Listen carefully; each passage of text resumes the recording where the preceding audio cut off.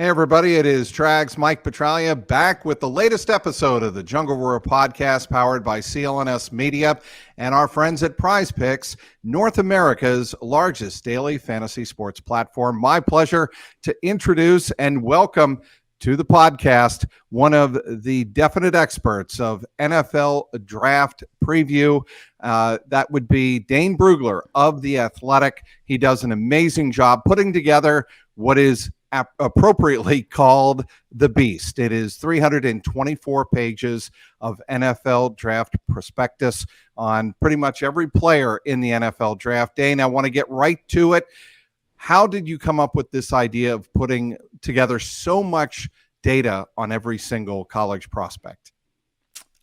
At my core, I'm an NFL draft fan, and so I wanted to put together a draft guide that I would buy, and I would want to read and consume. And so, first one I ever did was my freshman year dorm room back at Mount Union, and back in the day. And then obviously it's grown over the years, it's evolved over the years, and become something that at some point along the way picked up the name The Beast. I don't even remember who started calling it that. I pushed back at first, but it just kept, fans really enjoyed it, and the readers really enjoyed it. So I decided to embrace it and say, you know what, it's motivation. If we're going to call something The Beast, it better live up to it. So, and that's the motivation every year, is to put together something that is unlike other draft previews, because no other draft preview has NFL verified testing information for almost 2,000 players. There's 400 reports with a lot of good background information. That's a key in terms of understanding where these guys have come from, what they've had to overcome over the years, just their story,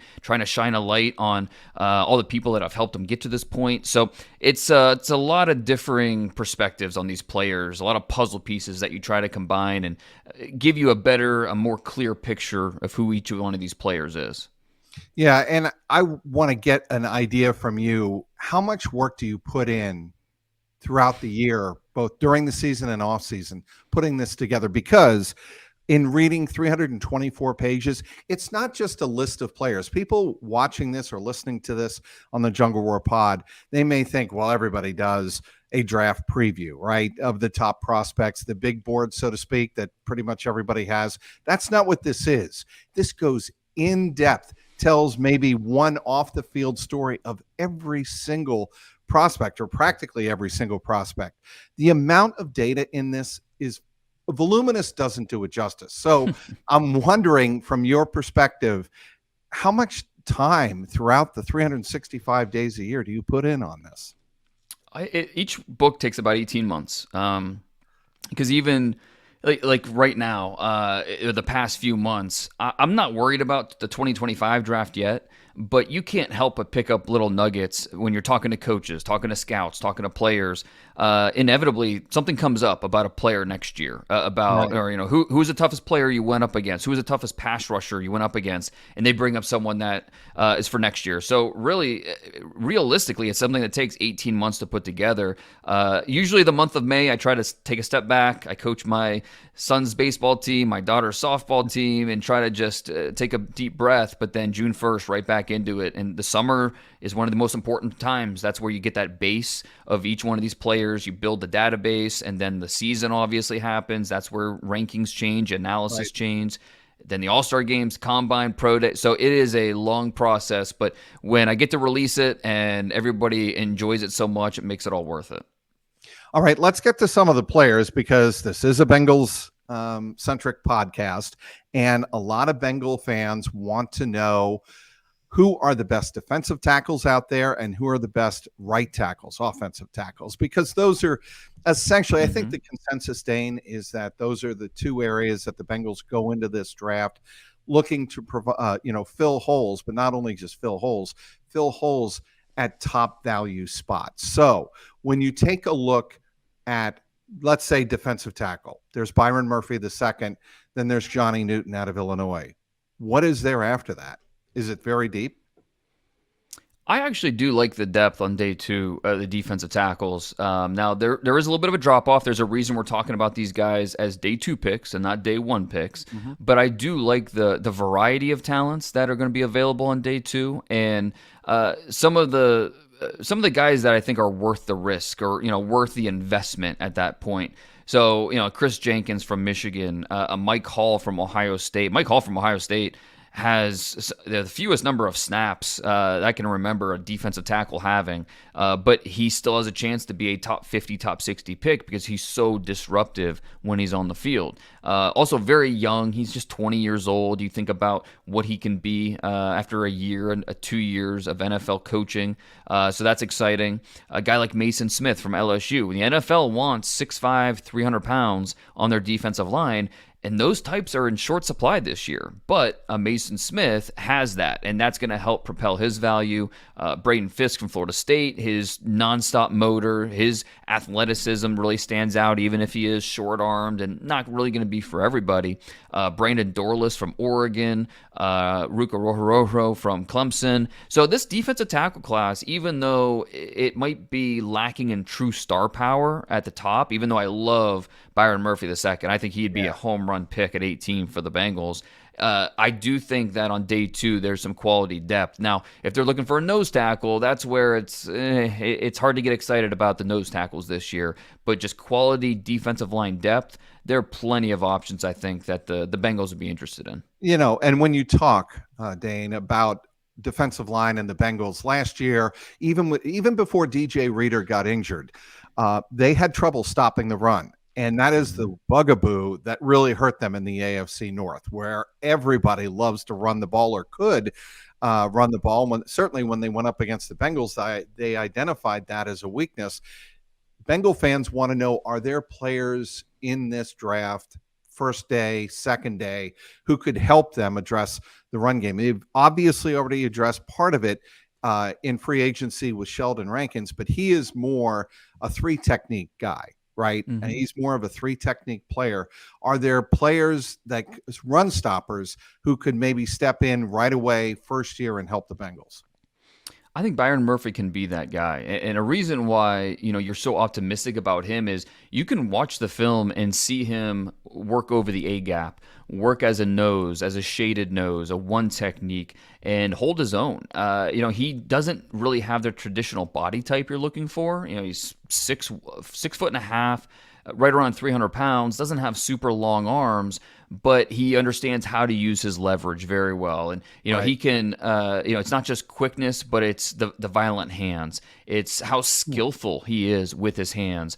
And he uses his size to his advantage. And this is both getting after the quarterback, but then also defending the run. He is very, very skilled in both areas. And so you like the traits. You like what he put on film. He was productive.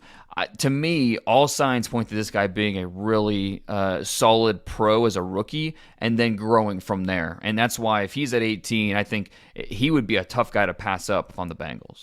Joe Alt, moving to the offensive line, will not be there for the Cincinnati Bengals at 18. I think safe saying fair to that. Say. Yeah, I think that's fair to say. Olu Fashanu, he might be. We'll go over some other names here. Bengals obviously like themselves some big school championship game caliber offensive linemen. They did with Jonah Williams. J.C. Latham out of Alabama could be another. Then we take a look at the offensive tackle out of Oregon State, Talise Fuaga. Of those 3, who could be on the board? Who do you like the most? Out of those 3, now I like probably Fashanu the most out of those 3, but he was a left tackle only at Penn State. And so there's maybe if you're looking for more of the right tackle, it's a little bit of a projection with Olu. Now, J.C. Latham was only a right tackle at Alabama. And so, and same thing with Talise Fuaga. They were both right tackles. So how much would that play into the decision-making by the Bengals? And I think it also depends on the type of player you're looking for. I think with J.C. Latham's probably the strongest player in the draft. I mean, he is so powerful. Once he gets his hands on you, forget it. It's over. But does he have enough range for what the Bengals want outside? Right. How do they view him as a guard, as someone that could help them? They're drafting him to be the right tackle, but can you help at guard as well as a rookie if you need that depth right away? So I think these questions are going to be probably the differentiating factors for a team like the Bengals that are in the offensive line market. And this is an offensive line class where it's strong up top. It is top heavy, and so how many offensive linemen are going to be off the board? Honestly, that's one of the biggest questions I'm going to have when you look at 18, because there's a good chance the four tackles we just mentioned, and even throw Troy Fautanu from Washington, throw him in the Yep. mix as well. So those 5 guys, there's a good chance all 5 could be off the board by the time we get to 18. And if that's the case, how do they feel about Amarius Mims? How do they feel about Tyler Guyton? Both these guys are immensely talented, but there's also, there's development needed. Amarius Mims, 8 career starts. There you worry about him just staying on the field, but he's so gifted, so naturally talented that I would certainly understand if they come to the conclusion that he's worth the risk at pick number 18, especially with your left tackle and right tackle in place. You don't need someone that's going to step in from day one, but still, if you need someone to play at some point as a rookie, you want to feel confident in your first round pick to do that. So, do they feel that way about Amarius Mims or Tyler Guyton? That's kind of the unknown at this point, because every team feels a little bit differently about these guys, and the Bengals included.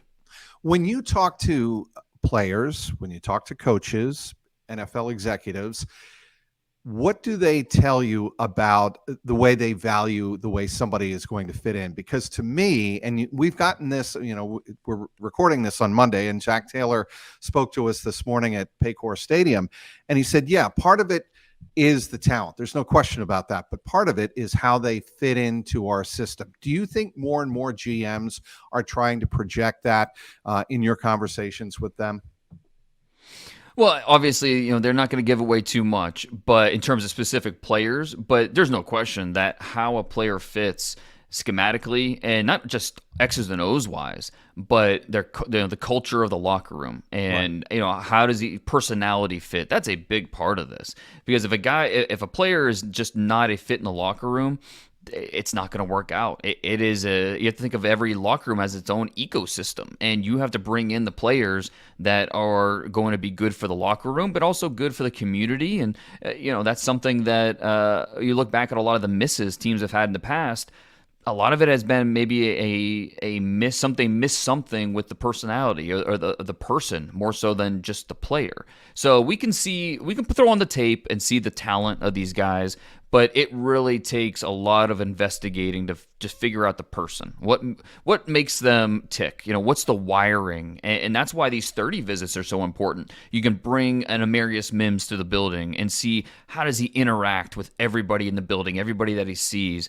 You get to know the person a little bit better than just the few minutes you have him at the combine, or a little bit of an interview after the Senior Bowl, or what the area scouts have done on the road. This is a chance to really dive deeper into the person, maybe answer some questions that you had. So these 30 visits are, a lot of times it's more of a process of elimination. A lot of guys go to 30 visits and the team crosses their name off the list as soon as they leave. Just wasn't a fit. But a lot of times we can make those connections where the 30 visits matches up because they really feel strongly about the player and they were able to ace that interview test once they got to the facility.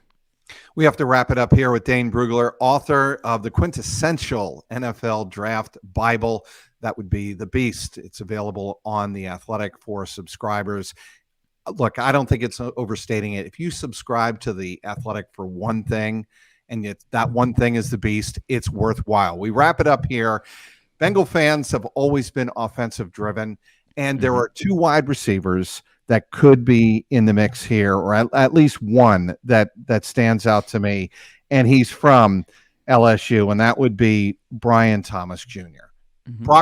Brock Bowers probably won't be from Georgia, the tight end, but when you take a look at those 2 players, could they be fits for the Bengals? Brock Bowers would be a no-brainer in my opinion. The goal of your first-round pick is to come away with a difference maker. Brock Bowers qualifies, and I get it. If you focus on the fact that a lot of tight ends drafted early haven't panned out, then you're going to probably be pessimistic about the pick. But when you focus on the talent, the traits, and the biggest thing is trusting your offensive coordinator to understand how to best use a talent like that. if you focus on that, then look, it's a home run, especially with a team like the Bengals when Brock Bowers, he's not just a tight end, he's a slot receiver. He's, he can be an outside receiver if you want him to. He can line up in the backfield. You can do so many things with a player like this that helps everybody on offense because it's someone that the defense has to account for in a lot of different roles. So the versatility that he offers, I agree with you, though. I have a hard time seeing him fall all the way to 18. I think the Jets at 10, Broncos at 12, the Colts at 15. I'd be surprised if he got past those three spots. But if he did, he shouldn't get past 18, put it that way.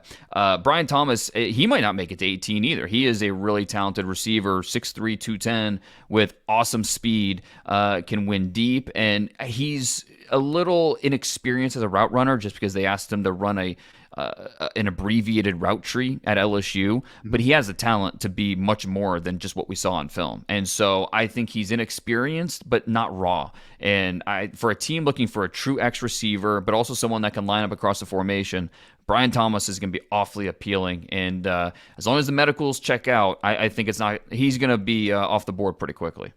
He is Dane Brugler of The Athletic. Be sure to subscribe to The Athletic if you want the, again, quintessential NFL Draft Bible for the 2024 draft. It's coming up in Detroit. The Bengals will be selecting 18th overall. The Bengals have 10 draft picks this draft. That also could factor in what they do in the first couple of rounds of the draft. Dane, thanks so much for taking time out of your very busy schedule. Anytime. Thanks, Mike. All right. He's Dane Brugler. I'm Mike Petralia, Trags. Thanks for watching and downloading this episode of the Jungle Roar podcast, powered by CLNS Media and Prize Picks, North America's largest daily fantasy sports platform. Perfect, Dane. Thank you so much. Awesome. I appreciate it. And sorry about the trouble at the start. All good, man. It happens. It worked out well. All right. Go Mount Union. Go Raiders. go Purple Raiders. There you go. Thanks, Take care. Man.